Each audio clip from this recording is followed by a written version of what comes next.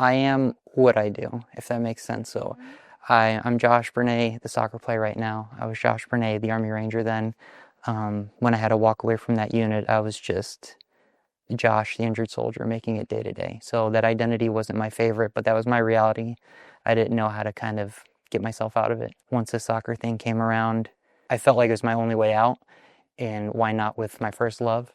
So I really invested everything into it.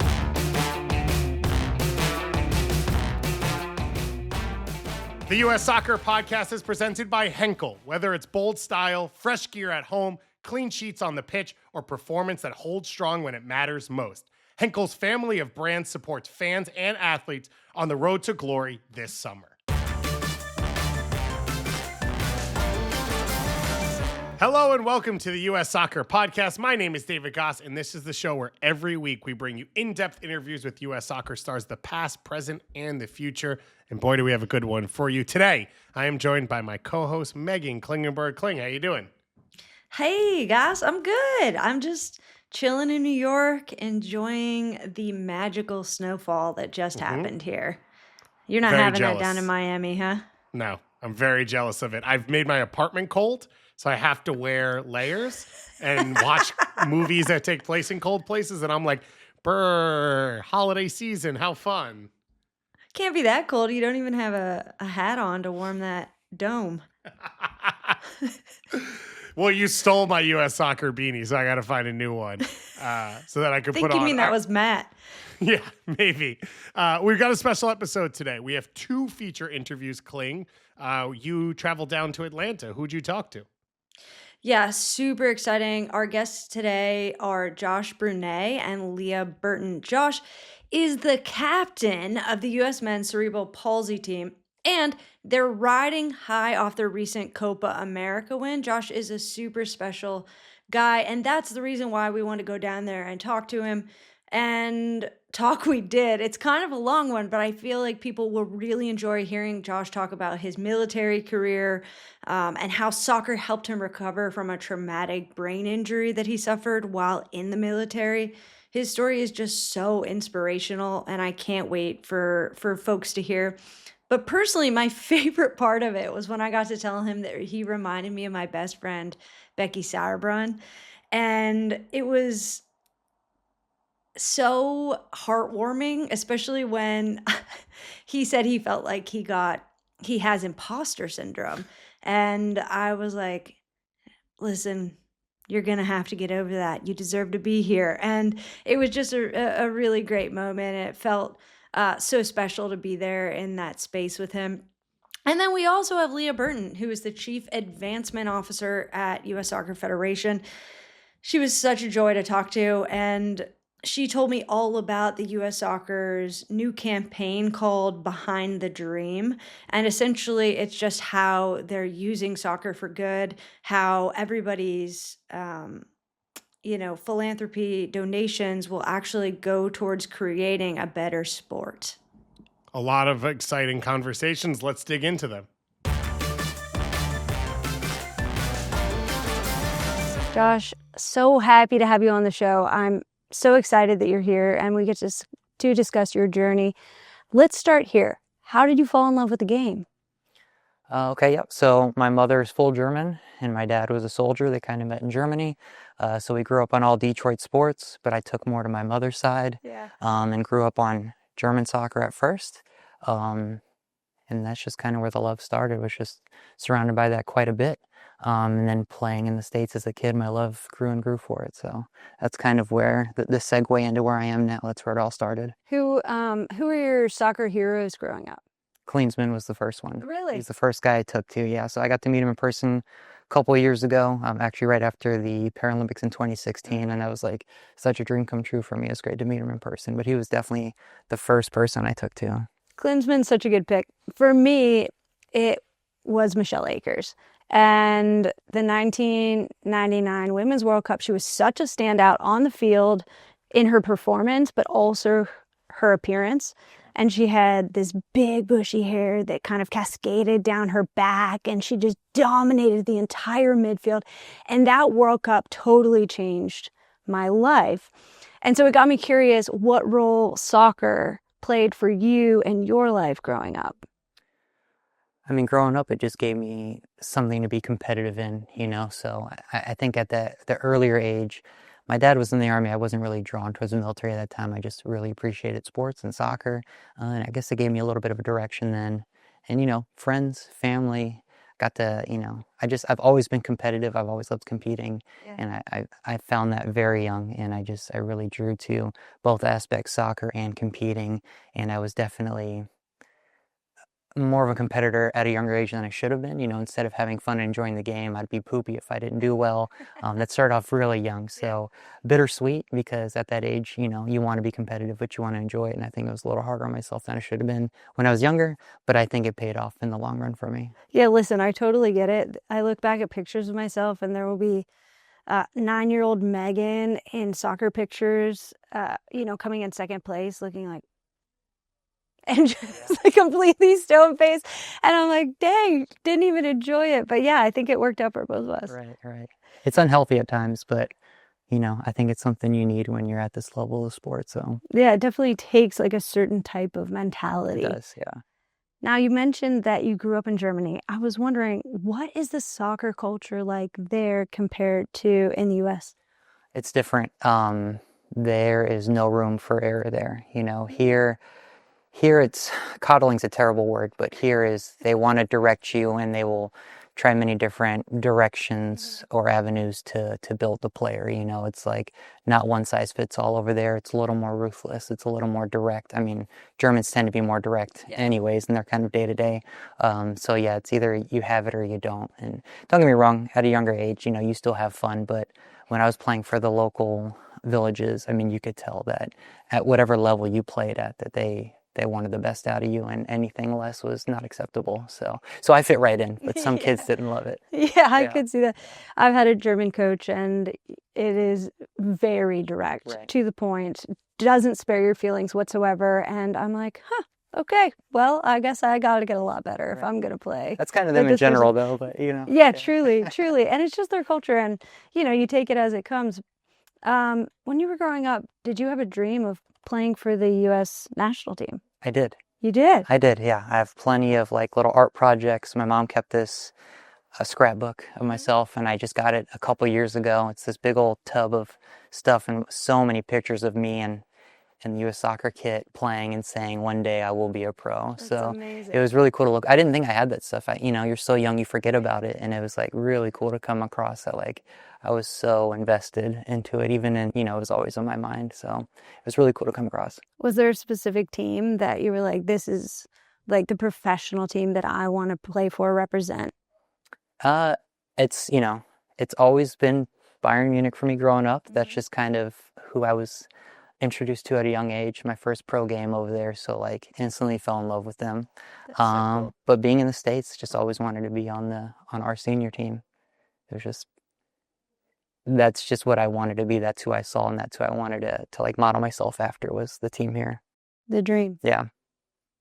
Now, Josh, you served in the U.S. military for 10 years, and you were retired due to a traumatic brain injury, and I know this must be difficult to talk about, but I wanted to ask what happened and why do you want to talk about it publicly? Yeah, so I was in 3rd Ranger Battalion. Most people don't know what that is. It's special operations in the Army. I did, I think, 6.5 or 7 years of my total service with them. After my last injury, I kind of went to another job closer. I had my oldest daughter at the time, and I just wanted to be closer to her in Virginia. But yeah, so I was in a few injuries. Afghanistan, a helicopter crash, and then blown up a few times after that. IED, some guys near me stepped on IEDs, and I was just kind of near it. And once you get one TBI, you're very susceptible to others. So a couple big time concussions that led me to having to walk away from the job that I fell in love with at an older age and thought that was going to be it for the rest of my life. Yeah, and then luckily kind of was reintroduced to soccer at an older age through the VA, and how I got linked up with Coach Sharp, who kind of scouted me to bring me on this team. And yeah, now I love talking about it now. Initially it was hard for me, more of a pride thing. It's not like it keeps me up at night kind of thing, or, bad dreams. But just nobody likes to admit that they got hurt overseas. At least I don't. The guys I know, who again are very competitive or performed at a high level in the Army, don't like to admit when you get injured, so it's not something I love to talk about. But through my story, I was able to bring a handful of military service members to the team, whether they try it out and stayed long-term, or they try it out and, I opened their eyes to another avenue of life, another purpose. So initially not my favorite thing, but I saw that my story really impacted other guys. And actually we have another guy now, Kyle, who is also an Army Ranger, or was an Army Ranger, and he's on the team right now. He's been on the team for a while. So That is cool. it's just, I just love that I can help them. And it's comforting that there's other guys who are in my situation. So it really, or who are in my situation, that really backs up what I'm doing and what I'm saying.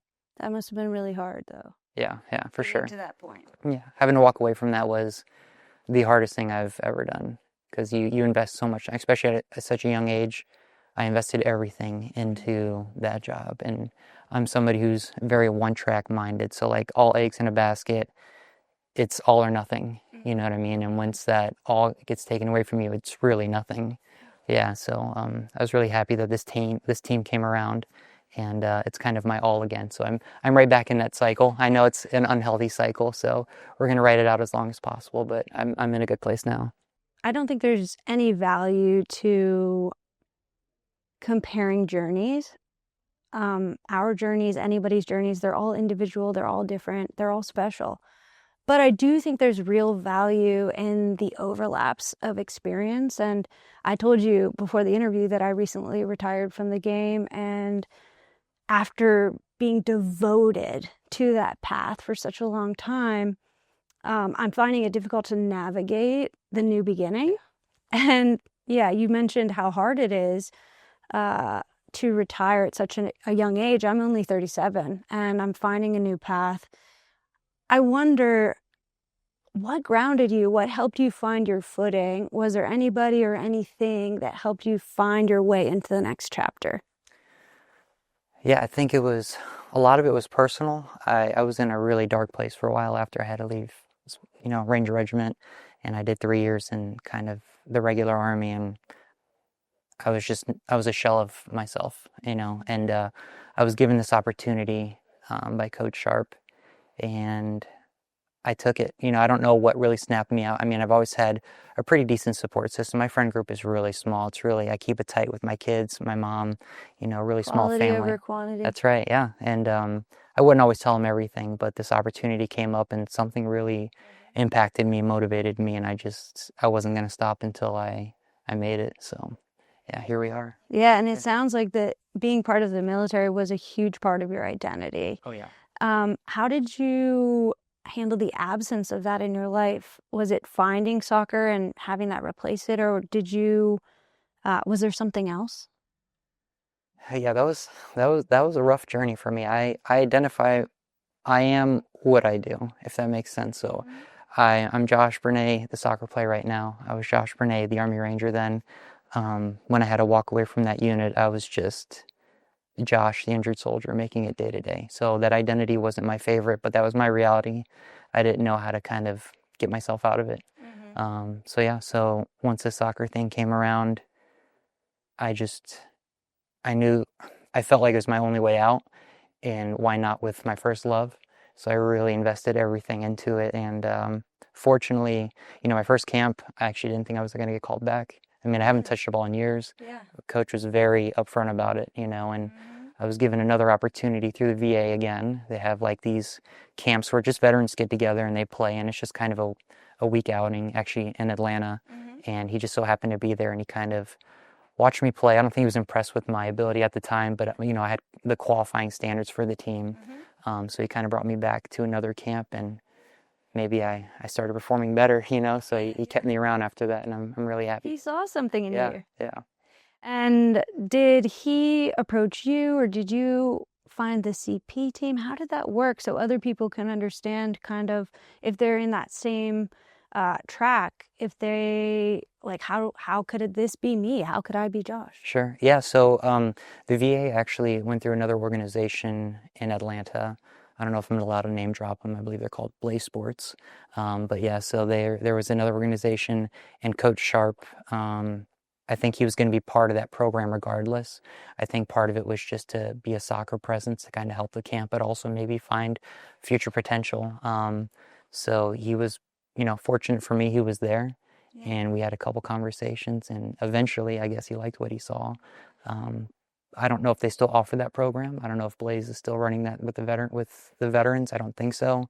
But now ENT is highlighted a lot more often. And now we put posts out all the time with a QR code. If you have qualifying standards, please reach out. We do a great job of advertising on Instagram. I mean, we're really networking in a positive way, and all the players are invested as well. I myself will reach out to guys. It's a little awkward in public, if you see a guy who potentially has cerebral palsy or had a stroke and they look athletic, that conversation could be awkward because they could just be tired that day and they have no disability, and it's like, well, didn't mean to insult you, but I don't think it is an insult. Right. To be honest. Yeah. So everybody, it's truly a team effort. I mean, there's roles now where people are hired on to find potential players for the team, coaches involved, other players involved. We want this program to grow. We see how it is, how important it is to us. So we take every opportunity to bring others in. Next summer, the world's biggest tournament comes to America. But long before first kick, the real work happens at home, where families are gearing up for game day.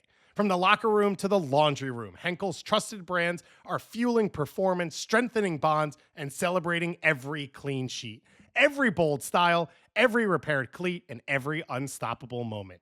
Because the game may be played on the field, but it's won in the everyday.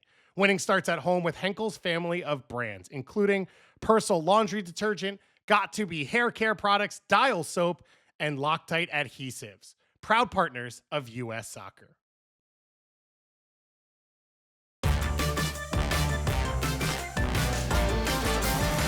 When you're speaking, you remind me so much of my best friend, Becky Sauerbrunn. She was the captain of the U.S. Women's National Team for a really long time. And she used to think that every single camp, she wasn't going to get called back in. And I was like, Becky, you're the captain. You're going to get called in for this. And this just totally reminds me of you. Super humble, soft-spoken, doesn't like the limelight, but knows that it's important to share their story. And I just wanted to tell you that because I want you to know, like, you're supposed to be here. And yeah, it's clear that Coach Sharp saw so much in you. And I just thought you should hear that. Thank you. Yeah. I relate. Every camp, every tournament, whether, pre-match, if you're going to start or not, that weighs on you heavily. I feel like I make a great impact on the team, but you just never know. One thing. You're captain. You make a huge impact on the team. I'd like to think so, but everybody, and I'm not just saying this to kiss ass. This is the truth. Everybody makes such impact, and I mean, our roster is so close right now. Like you can swap anybody off the bench as a starter, and you wouldn't see much of a difference. You know what I mean? So I think it's great that we're all being pushed, but you're human and you want to play and you want to be that impact player. And I think I'll always have a little bit of imposter syndrome, but I think that always pushes me to be better as well. So, but that's why you're captain, aren't you? Because you think that everybody on the team, and not just think, and believe that everybody on the team can make an impact. I was never captain, but I was a leader on all of my teams, especially as I became one of the veteran players. And one of the things that I noticed that was the most important is that you had to gain the trust of all of your teammates. And you had to gain it first before you gave feedback, before you gave criticism, before you had hard conversations. So how do you, as captain and a leader of the CP team, go about gaining the trust of your teammates? I think firstly, it's just setting the example. It's cliche, but it's cliche for a reason. I'm not going to ask anything of you that I'm not going to do myself. So when I'm on the field, I can tell I'm soft-spoken here. I'm not usually in front of cameras, and I'm always worried I'm going to say the wrong thing. But on the field, it's very different, very loud, very organized. Just love taking care of the team, love being a leader on the team. So I think setting that example and then just being one of the boys, like relating to them off the field, having fun with them, not setting myself aside and thinking I'm better than you. I'm not going to hang out with you or try to help you or you not help me. You know, I'm not, everybody has the right to make a correction or give you some guidance, and I'm always open to that. So I will never come off better than somebody. And I hope they see that, and they know that I think they see that I'm very invested with them. But we're also such a tight-knit family, and we're just, you know, the humor goes a long way in camps and tournaments. When you're with each other for 3 weeks, breathing down each other's necks, you can't always be, hey, we got to be here, do this. You got to be with the boys and just have a good time too. So I think we all do a good balance of that. Talk to me a little bit more about your teammates. Your face lights up when you're talking about these guys. It seems like you've built a really strong community with them. Yeah, so very unique group, handful of military guys. So we have that kind of going for us, so we can, you know, have our walks to dinner, and we'll, you know, reminisce about the good old times. One guy, he's a Marine, he purified water, so which is like totally nerdy, right? So we like to ride him a little bit, but you know, you have the 2 special operations guys who like to ride him a little bit, but he's a great player, great human, but we love to just give him crap for it, you know what I mean? But he's, there's always that one. Yeah, you got teammate, to, but he's such a good guy to talk to. He just had his second, I believe, daughter, so congrats, Wes. It was a couple months ago. Yeah, that was great. But no, he's pretty new to the team, but he's really great for our culture. He's an older guy, so a good leader, a good player, but also really funny to be around. And then, so I'm the second oldest. I'm 38.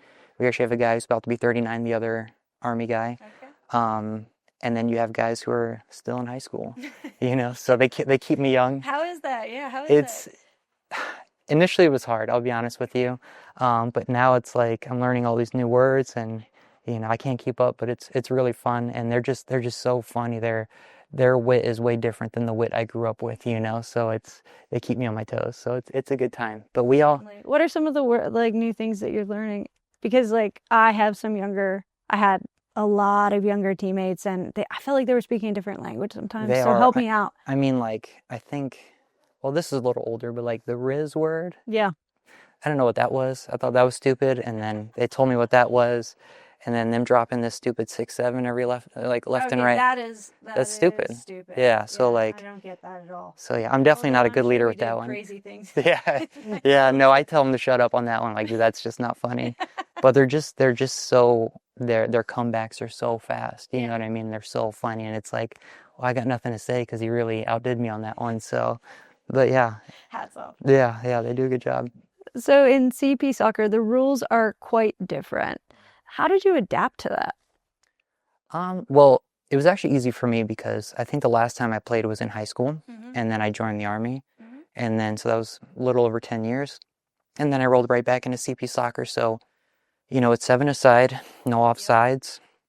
The field, if you look at your traditional 11-a-side pitch, it's top of the D to top of the D. That's about our length, and then I think 50 or 55 yards in width. And it's 6 field players, no offside, so you can imagine, and it's 30-minute halves, but it's actually a lot more running than your traditional 11-a-side game. I could totally understand that. Small, when we do smaller-sided games with, it's very intense, intense. So no plays off, you know what I mean? So the striker's always involved, from striker to defender, always involved. How different are the tactics in the organization? So different. I mean, offsides alone is such a game changer, you know, being able to just keep a striker on the goalkeeper at all times if you wanted to, or them keeping their striker on our goalkeeper, and how we manage that. Are there kind of rules about interference with the goalkeeper, or is it pretty loose? I mean, obviously you can't put hands on him and stuff. I mean, it's I think it depends on the ref as well. I can't really go shoulder to shoulder with him in the air, but you can stand right on top of him. You can definitely screen his field of view. It gets pretty ruthless sometimes, you know, especially against certain teams, but yeah. Which teams? Mostly South American teams. Yeah. So, but yeah, it's adapting for them. It comes within a day or two, especially I haven't been on the team for so long. For some of these guys, they adapt pretty quick. But I mean, as you can imagine, we have a guy who's a college player, and he was just going through the playoffs, and now he's having to play in Uruguay, and then he has to go back to college and play. It's a lot, yeah. And he's such a linchpin of our team. trying to remember all these things, and always happy to help and guide him.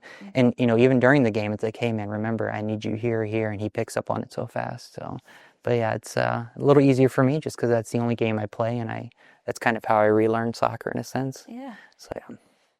I mean, the rules are different, but when it comes down to it, it's soccer, right? Like the core of it is soccer, which means that there's heading involved.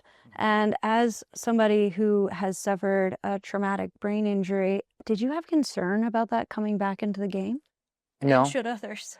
No. So initially, no. And then I remember it. It was a Paralympic game against the Dutch, and they took a shot. It was a hard shot, and I was a defender there, and I just kind of headed it away, and I saw stars like immediately. I was like, oh goodness, like this is not okay. And it cleared up after a couple seconds, but it rung my bell for a second.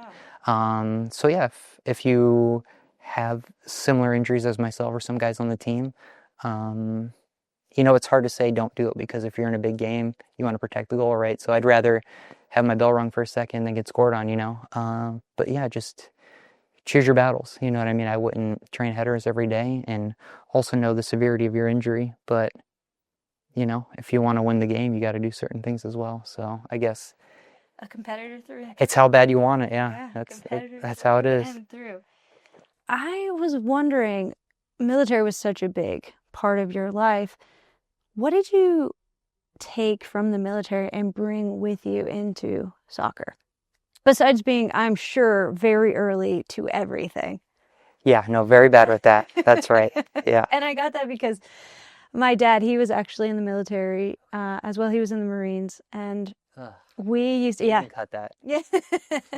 We used to show up 30 minutes early to every single practice, and it drove me nuts growing up.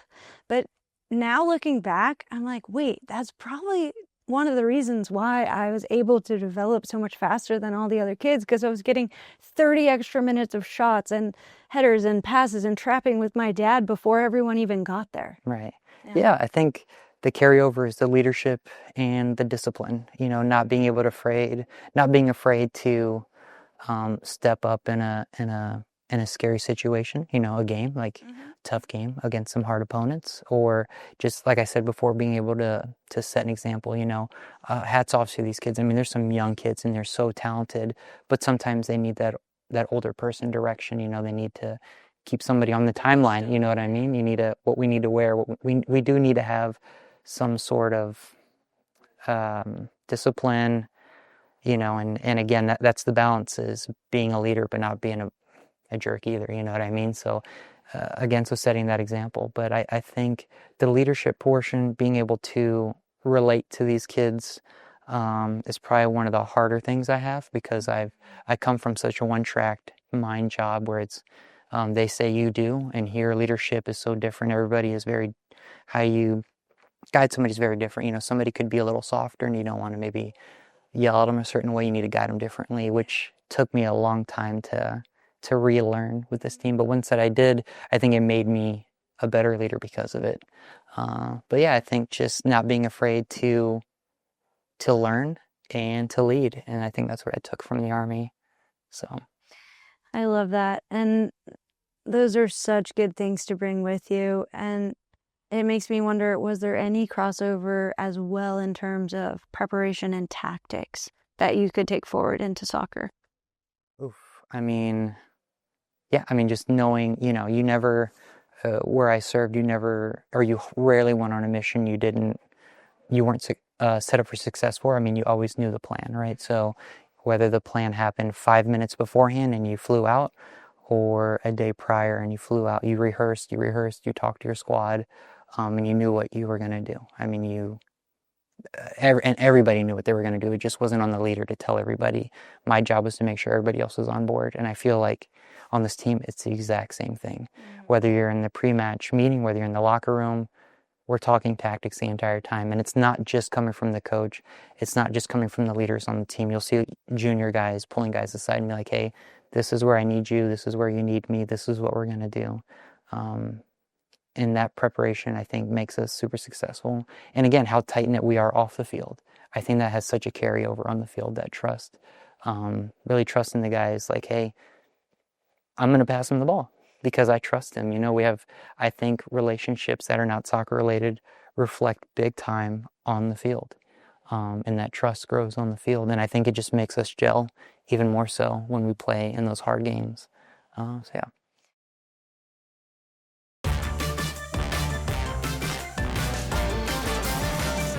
Speaking of hard games, you all just won the Copa America recently, and you captained the team. Congratulations. Thank you. Yeah, and I have been I do have to say, because I Yeah. know he's going to watch, Ben Lindau, Okay. co-captain, Yep. did a great job. I don't know if you're going to touch Nice on one. it. I did recently come from my second ACL surgery, Yes. and I recovered just before the tournament. Talking to coach, I didn't think I was going to get any minutes. We didn't know kind of where I stood, and I was Yep. super fortunate to play in 3 games. I captained 2 of the bigger games against Argentina, but I know he's going to watch, and he picked up where I fell off, and he's always been a natural leader regardless. So I know he's going to watch, and I just, super grateful for him. He's definitely the future of the team. Young, but has his head on straight, and just a really good guy. So I can't take all the credit.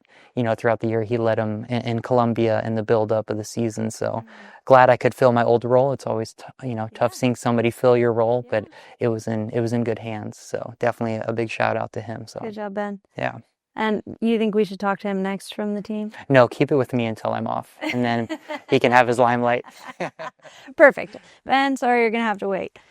I've been watching a lot of highlights from the tournament, and, along with the great passing to break lines, there was this one shot that was a one-timer, right foot across the frame into the goal against Argentina.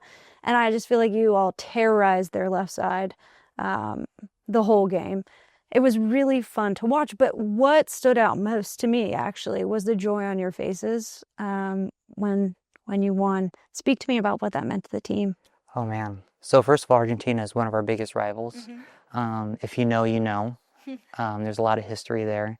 But it's always been toe-to-toe with them. It's you win some, you lose some with them, but it's just deep-rooted. Hatred's a strong word, but, and... It's okay. I hate Seattle. I totally understand. There you go. And yeah, this was our first major medal that this team's ever won, and it was gold. We've hosted... and like over the rival. Right, exactly. Yeah, we got to play them twice, so that was even better. We've hosted some tri-nation friendlies here, but that's great, and I think that's great to build up into a season, but that's not the same as winning the Copa America. So you could feel in that last game that we were doing it. Like you could sense that we were turning a corner, not just in the tournament, but long term. Like the team is gelling now. You know what I mean? Honestly, you were all over them. Yeah. I mean, there was tackles through the middle of the field. There was just a buzz about the team. Yeah, you can feel it. And it's, like I said, it wasn't just in the moment, but I think that during that tournament and that game specifically, you could tell that we hit a permanent next level. And, we're peaking at the right time because the World Cup is next year, October. And I think we're only going to go up from here. So you mentioned that the team is reaching another level. What do you think happened for the team to be able to go to that next level? Is it coaching? Is it facilities? What is it in your opinion?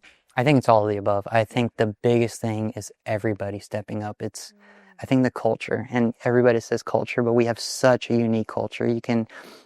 What's great about CP soccer, and this might be the same for you guys, probably not, but when we're in a chow hall or a cafeteria, all the teams are in there.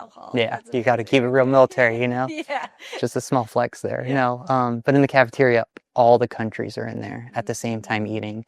And we set ourselves apart because we're just laughing, but we're professional, but people see that we're so tight-knit in that. And I tell everybody, I say, we're already getting their heads there. Like, we're winning the game off the field already. I love this. When we walk in, it's like, I will eye you down until I get to my seat. I'm serious. That's our thing. It's like an unwritten rule, and some guys still need to learn it, but we don't talk to the enemy. That's what we say. It's like, hey, dude, we're not buddy with them until this tournament's over. So it's okay, like, until the tournament's over. right. So Got like, it, okay. look, if I'm passing somebody on the way to the cafeteria, I might give them the nod, but we're certainly not friends and we're not talking about the weather, you know? And it's like, I feel like the win starts in the cafeteria, you know what I mean? Because you're seeing the whole team and you project confidence, and we're never extra and we're never not genuine, but we just have a good time. And I think people envy that, but it also makes them nervous. You know what I mean? We look comfortable. Yep. So It's yeah. like you never want to watch the other team during their warm up. And this is like part of that too. Right. We're connecting passes during our warm up. It's just in the cafeteria dinner time, and they're worried. Yeah, that's what I'm saying. Like it starts then, it moves into the warm up, and it's a psychological battle as well. Yeah. Talk to me a little bit more about the culture of the CP team, because we hear Emma talking all the time about how the US WNT follows the US way and what that means. How is it the same and how is it different for the CP soccer team? I think what's great is Coach Sharp kind of gives us the ability he gives us a loose guideline, and we kind of create our own culture, right? So it's not like, it's not goofy stuff. It's very much so accountability driven, but it's also just appreciating the people who are there, you know? So it's like, I think we focus as much off the field as on the field. I think what we do a good job of is making sure everybody feels important, and it's not everybody gets a prize, even though if you're performing bad, it's you belong on this team, whether you get 1 minute or 60 minutes, everybody is crucial to this team. And we just have a good time. I can't emphasize that enough. If you don't enjoy each other off the field, you probably won't enjoy each other on the field. Yeah. And look, not everybody's my best friend, and I truthfully probably wouldn't hang out with 80% of this team if I wasn't part of this team. But that's your family and you make it work. And I think that really reflects on how we play with each other on and off the field. I just think I can't emphasize that enough. That's like as far as culture goes, accountability, we want it more than anybody else. Mm-hmm. One thing is we won't stop. You know, I was on this team when we were losing 10-0 to Ukraine, but I was also on the team that until that whistle blew, we were always fighting for that one goal.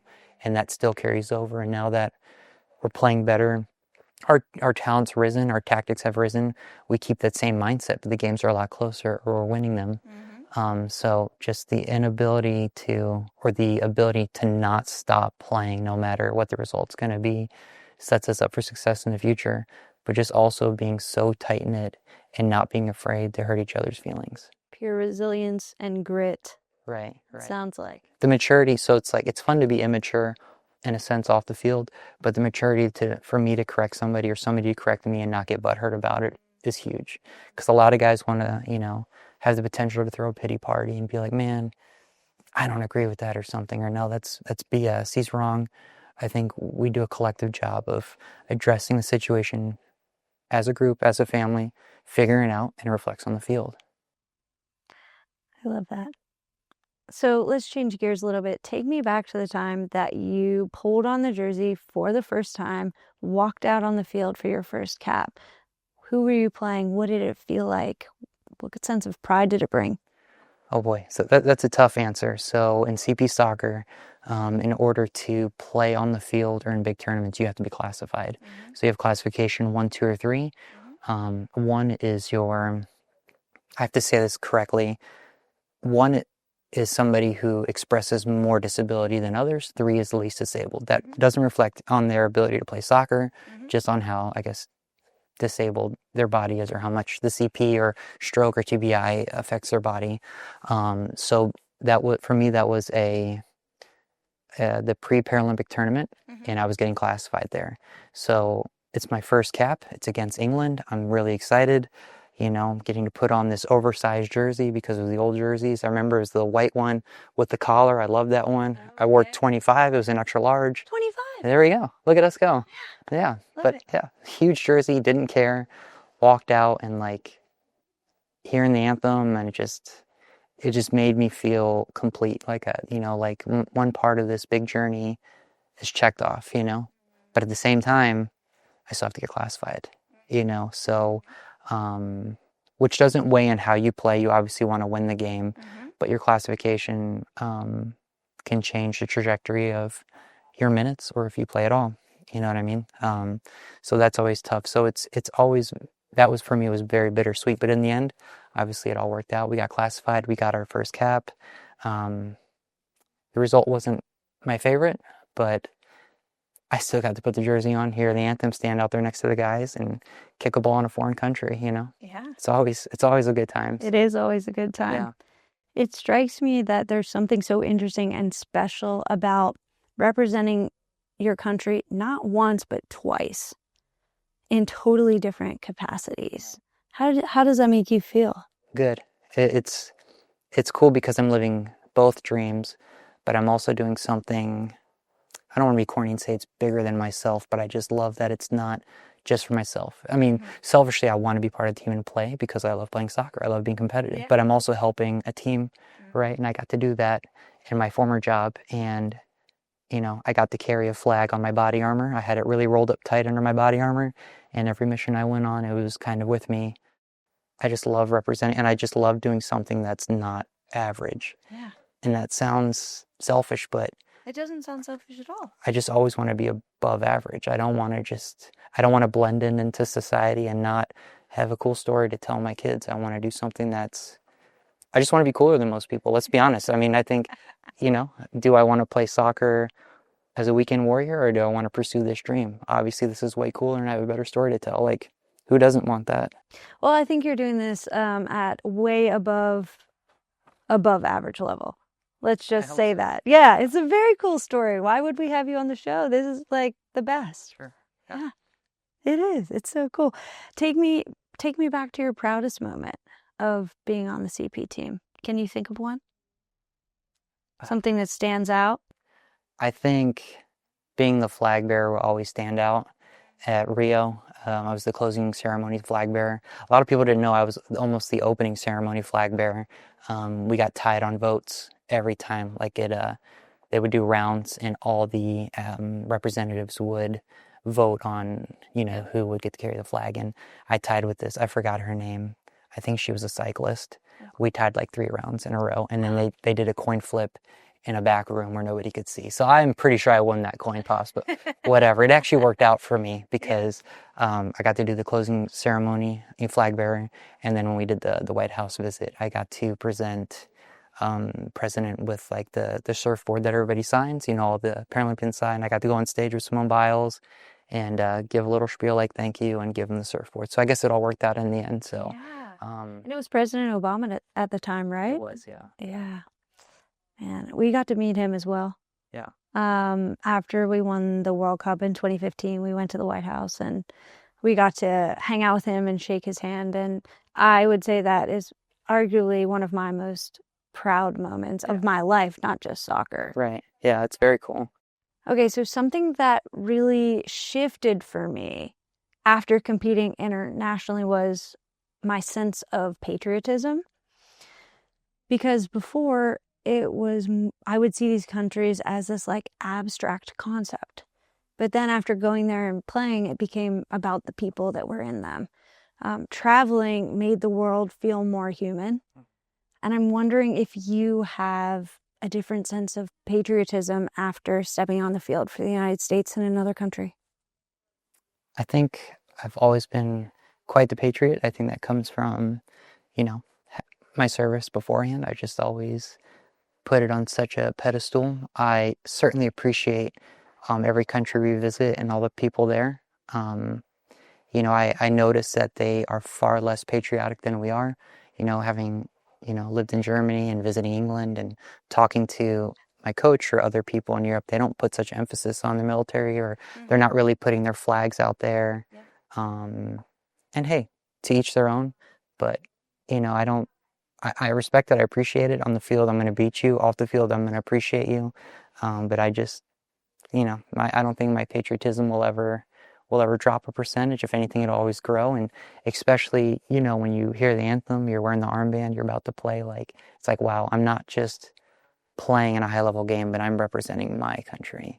Like, you know what I mean? This is USA, and we're so much better than every other country in so many other things. But right now it's about soccer, and I'm gonna beat you right now. So yeah, that's how I feel about it. For better or for worse, people might agree or disagree, but for me, there's something very unique about representing your country. Not, I've never played on a club like you. You know, it was either Army or this senior team. So I don't know what it's like to compete regularly against other clubs, but when you are defending, and that's how I look at it, defending the pride of your country, it's very different. And for me, it's almost everything. You know, selfishly, it's for me, but being able to do it for me and my country and say we're better than you is absolutely everything.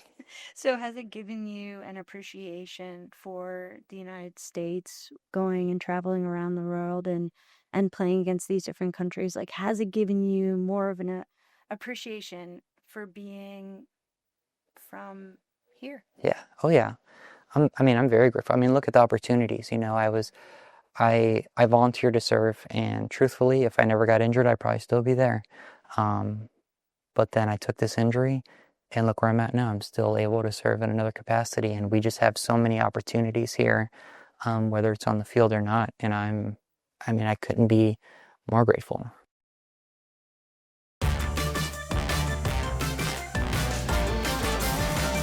So you said that you've never played on a club team, against club, in that kind of rhythm per week, but you are a part of something called the centralized training program here at US Soccer.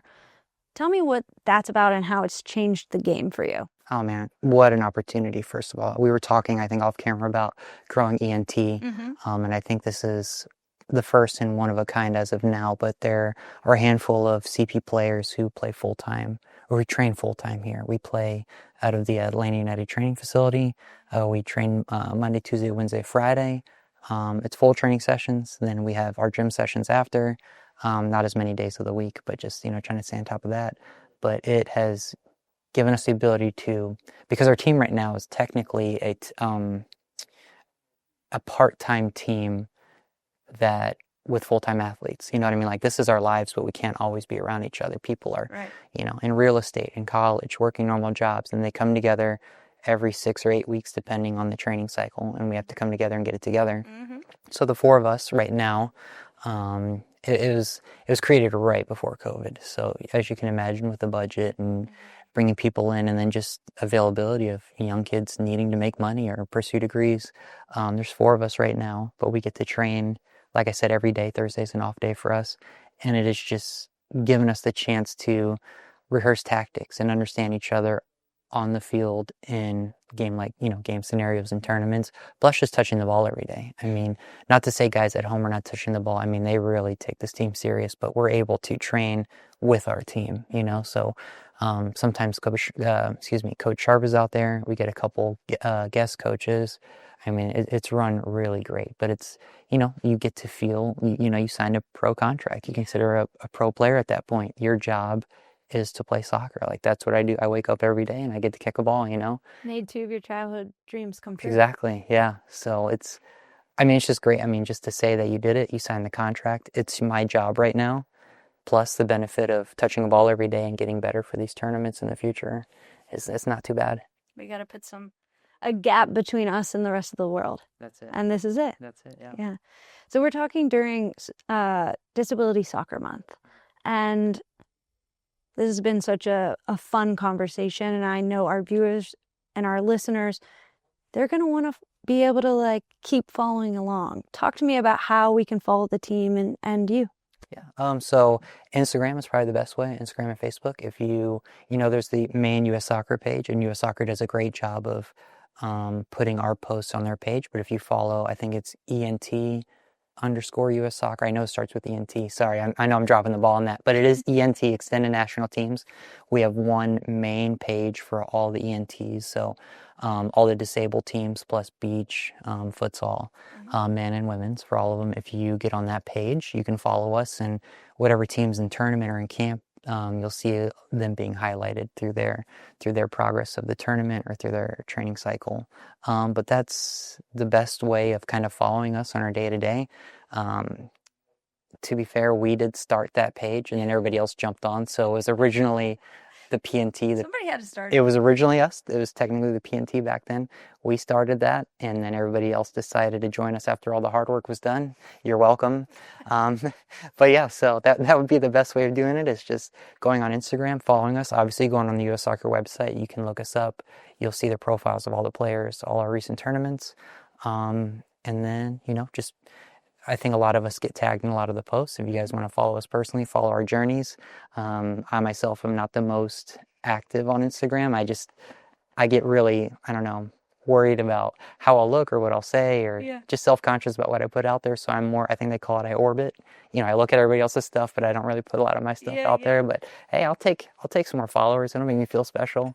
But yeah, I think the ENT page would be you're probably your best resource to see what we're doing and how we're doing. Perfect. Well, I'll definitely be following along, and I know a lot of our viewers will be following along too. Thank you so much for being here. This has been such a pleasure, and good luck, and I can't wait to see what you all do next. Appreciate that. Thank you. Yeah. Awesome. That was Josh Brunais. Next up, we have Leah Burton, the Chief Advancement Officer at the U.S. Soccer Federation.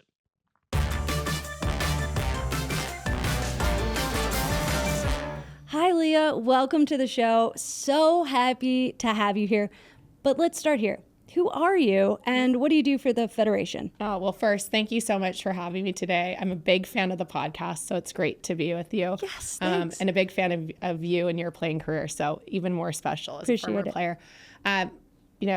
I have the real honor of serving the U.S. Soccer Federation as our first Chief Advancement Officer, and people are saying, okay, what are you advancing? Yeah. And so my job is to make sure that we have the resourcing, and we do that through raising philanthropic capital within my team to go out and deliver on our big strategic ambitions. So my team is out there building relationships, telling the story of U.S. soccer, and in return, making sure that we have philanthropy being invested back into the work of U.S. soccer. Love that. And I also love the title. I haven't heard something like that before. How did you and your team choose that? It was chose for me, I should say. So, I joined the Federation in late July of 2023, and this was a brand new role. We'd previously had a philanthropic team, a development team, but it was sitting under the commercial arm. And I think as JT Batson came on board, he realized that the evolution of the organization, there's a real opportunity to bring philanthropy sort of out on its own, to scale the department and to think about what could this resourcing provide when we're looking at the big, bold things we're trying to do in supporting our teams, growing the game, making the sport more accessible. And it was a real easy hire. I grew up playing the sport. I played in college. And to me, I really think that soccer's provided so much to me in my life. And so it was really fantastic to be able to join the team, to be able to build out a best-in-class team, build upon, the historical success the team had, and then see what philanthropy has been able to deliver for the mission of U.S. soccer, which has been truly incredible. Now, I feel like many leaders, when they talk about their career, they have this moment where it clicks. Did you have a moment where you realized, philanthropy will actually have a lasting impact on the trajectory of sport, and I want to be a part of it? Yeah. I think I've had a couple of those moments. So I've been lucky. I took a gap year after college before what I thought was going to be me going to law school. And I went and worked in philanthropy. And what I realized is I think the difference that I wanted to make through practicing law, I was able to realize through, another area, which was philanthropy. And so for me, I'm someone who really aligns themselves with value-based organizations. It's what drove me to U.S. Soccer, is I truly believe in the mission and the vision of the organization right now. And so it's a real honor for me to think about how my philanthropic career has led to this moment, but also the opportunity that we have as U.S. Soccer to leverage philanthropy to go out and do really big things. I think we're just scratching the surface right now. We have amazing supporters, some who've supported us for a long time, some who are newer to the organization. And what I find is there's really kind of something for everyone, whether you care about coaching, whether you care about refereeing, whether you want this sport to be the most accessible sport, universally within our country, whether you played the sport and you want to give back. And that's what I love so much, is being able to connect people along that continuum of impact that they're trying to make. One of my favorite things about soccer is the community and the people that are a part of it. Yeah. So I can confirm we have the best fans and the Yes. best followers of the national teams and the ENTs. Truly make all of the games and the soccer landscape in general special. Yeah. And I do appreciate how U.S. Soccer is now using their platform to give back to the community, to give back to soccer. Yeah. And one of the initiatives is called Behind the Dream. Yeah. Can you tell me what this campaign is and why Yeah. it's important?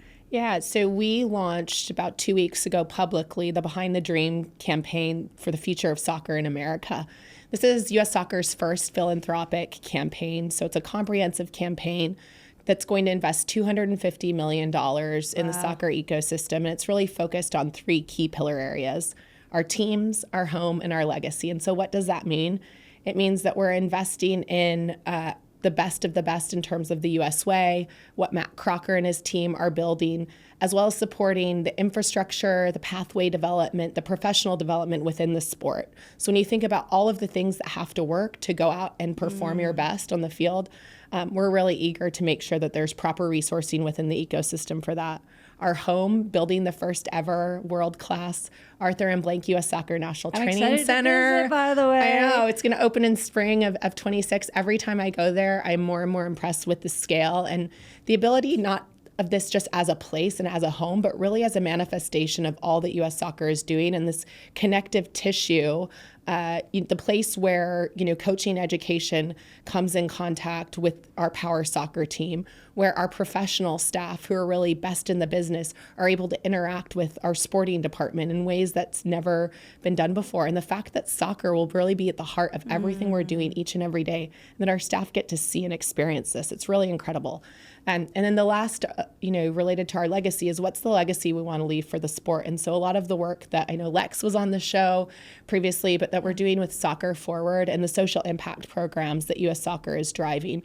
I think for so long, U.S. Soccer was known, largely thanks to your success through our senior national team lens. And that's really important that we continue to tell that story. But I think there's so much more that U.S. Soccer is doing. And so we want people to know that this is a place where if you're interested in something, you can invest in it and you're actually going to make a difference. And you're going to see this impact in action.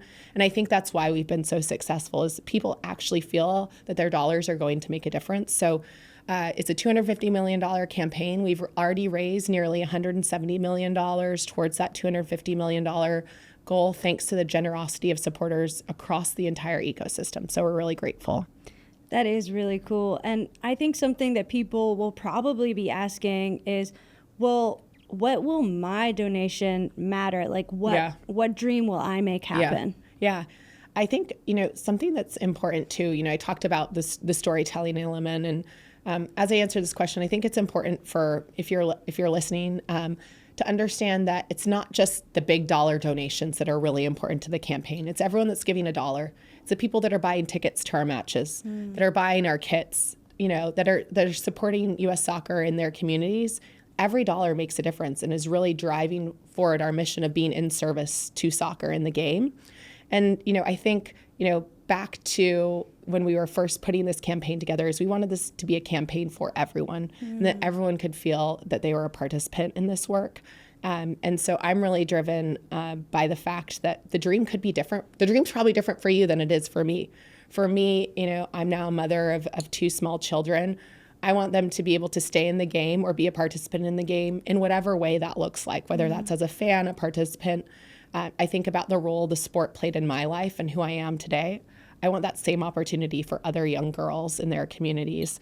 And so my dream may look different than someone who's been a lifelong referee and wants to make sure that, there's a future within refereeing in the game. Or it might look different for someone that wants to grow the game at the grassroots level, make sure the sport is incredibly accessible, making sure that we're investing in research and health-related outcomes related to the game. So I think the dream is whatever your personal dreams and hopes and wishes are for the sport and the country. And I think now's the moment, right? It's a very exciting time. It does seem like there's something for everybody, and this is going to be a very wide-reaching campaign that is not just going to focus on one thing or another. Feels like anybody who is passionate about soccer in general, this is for you. Yeah. No, I would say 100%. And I think now's the moment too, as we look at, we're headed into 2026. Obviously, the Men's World Cup is front and center in everyone's mind, but we're really thinking about this runway to 2031, where we'll host the Women's World Cup back on our soil. Between then, we'll have another Women's World Cup in 27, Men's World Cup in 2030, the LA Olympics here in 28. And so this is really a defining moment for the sport. People talk about golden generations on the field. I think this is really the golden moment for the sport within this larger soccer ecosystem within our country. And it's exciting. I've always been a participant. You grew up in the sport. It's not always been in the front of every American's mind. And I think now's the moment where it is. And so we're trying to galvanize and use that impact in this moment to go out and do big, ambitious things, which is really exciting. Okay, so you mentioned that there's a lot of soccer coming up over the next couple of years. So 10 years down the road, Behind the Dream campaign has made an impact. What do you hope the legacy is of this campaign? Yeah, I think it's more than just the campaign. I hope that the legacy of philanthropy is one that helps propel the sport forward. I hope that philanthropic capital continues to deliver, impactful results. And for me, I hope that philanthropy continues to resource and position U.S. soccer, competitively amongst its peers when we talk about other federations. And then more so, I hope that it's a great convener. I think philanthropy brings people together. It's very powerful to think about the impact that we're making. Philanthropy exists sort of in service to society. U.S. soccer exists in service to soccer. And so I hope that philanthropy continues to allow U.S. soccer to do that. And that it's able to go out and our loftiest ambitions are met. We're winning World Cups on the men's and women's side. We have, youth national team programs and development where it's inclusive and people aren't, leaving the system for one reason or another. We have grassroots participation. Soccer's in every school in this country. And more so, I hope that it's this social connectivity amongst society.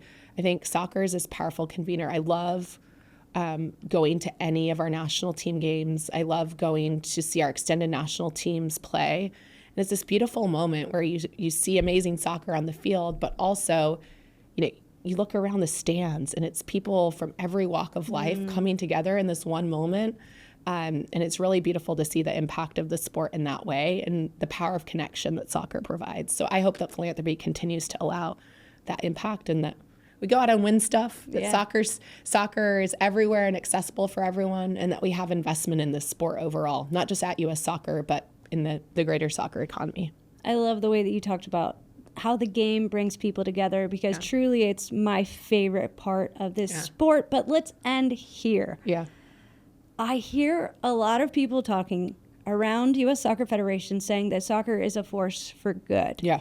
And I want to know, how has the game been a force for good in your life? Yeah. I grew up playing the sport. I played most of my career in Utah, and then I moved the middle of my junior year, which you can imagine as a 16-year-old was really hard. Tough. Moving from Utah to Connecticut. Thank you, Mom and Dad. And, for me, sport was this platform for connection. It was how I made friends in the move, but it was also how I expressed myself. And what I've realized is it also helped shape me into who I am today.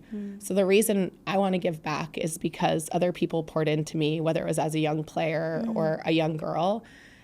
Soccer taught me grit, resiliency, taught me teamwork, taught me empathy, taught me that for those 90 minutes, we're all one body. Yes, we might walk off the field and become our individual personalities, and that's really important, but to be part of something so powerful as the beautiful game, as we call it.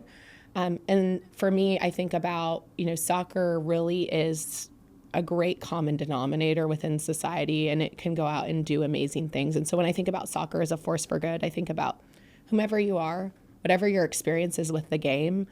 I think, soccer leaves us better than we found ourselves prior. I truly believe that. And my hope is that we continue to build a system and a program and be a federation that leads by example in terms of the values and the importance of the game in society today. So, Thank you, Leah. I really appreciate you being here and talking about this. It feels like you might possibly, maybe I shouldn't say this, but I will, have the most important job at the Federation. No. So continued success, because Thank it you. helps everybody, and we really you. appreciate you being on the show. Of course, thank you for having me, and I appreciate your time and everyone at the Federation, so thank you. Check engine, ABS, or maintenance light on? And O'Reilly Auto Parts is right around the corner. O'Reilly Auto Parts can help take the guesswork out of your vehicle's check engine, ABS, or maintenance light with O'Reilly Veriscan, a free service that only takes a couple of minutes to complete.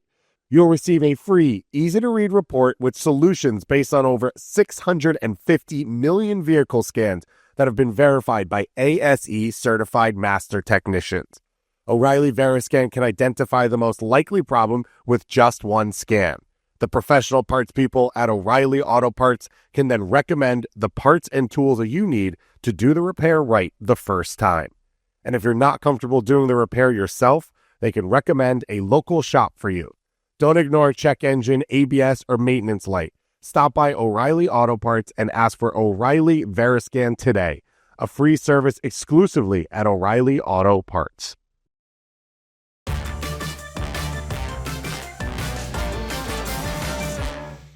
Well, two awesome interviews. We got to see Kling ask some big names, some big questions, and now it's your chance. We have Ask the Pros, sponsored by O'Reilly Auto Parts. This is where you get to ask myself, Kling, or Ale Bedoya questions, and we get back to you with them on the show. Kling, now you're in the hot seat. Let's start with you. Cammie in Dallas asks, as someone who's played at the highest level and also been a strong advocate for equity and culture in the sport, what do you think the next big step is for growing the NWSL? I truly think the growth of the NWSL is unstoppable. People have a hunger to watch soccer. They have a hunger to watch women's sports. They love the stories around the players and who they are and how much personality they have. It's what makes the league great, and it's what makes it so different from men's sports. The one thing that I would like to see happen, though, is making an ecosystem where the players are able to capitalize on the value that they create as well. Right now, that system is not in place. Typically, players only get paid their salaries, and they're responsible for the majority of the growth of the league. Let's be real. So I'd like to see a way to be able to compensate the players in a more consummate, fair way. I love that. And as you said, NWSL is a freight train right now, growing and going down the tracks, and it's exciting to watch and follow it. On my side, we have a question from Mark in Kansas City, another World Cup city. We keep hearing about the golden generation, but who do you think is the most underrated U.S. prospect right now in Europe or Major League Soccer? Yeah, I don't believe in the golden generation moniker right now. On the U.S. men's side, I think it's just the new pipeline, and more players will continue to push through. But it's a great question. I think one is Noah Kai Banks, who has already gotten called into national teams, but is a full-time starter in the Bundesliga right now, and I don't know if that's discussed enough. And he's probably not ready to be the starter alongside Chris Richards, but this is a huge opportunity player who I think can be really special going forward. On the MLS side, there's a number of them, but Peyton Miller is one of the ones I think doesn't get mentioned as often, and maybe that's position. But, you know, I think he has a chance, especially if he plays at a team where there's a wing back, but even at left back, I think he could be one of the best in the world. And he might be a very specific expert at what he does, but I think that's a level that very few American male players have reached at any position. And I think he's really, really special and has a really bright future. If you have any questions for Ask the Pros, you can drop our partners at Westwood One a DM on Instagram at Westwood One Sports. Thank you, Kling. And thank you to all of you for listening. And we'll be back next week with some outrageous puns, a little bit of mulled wine, some sweaters, some trees, diehard discourse, and everything else in our holiday special. So don't miss it. And don't forget to follow us wherever you get your podcast. Subscribe on YouTube and never miss an episode. And we'll be back next week.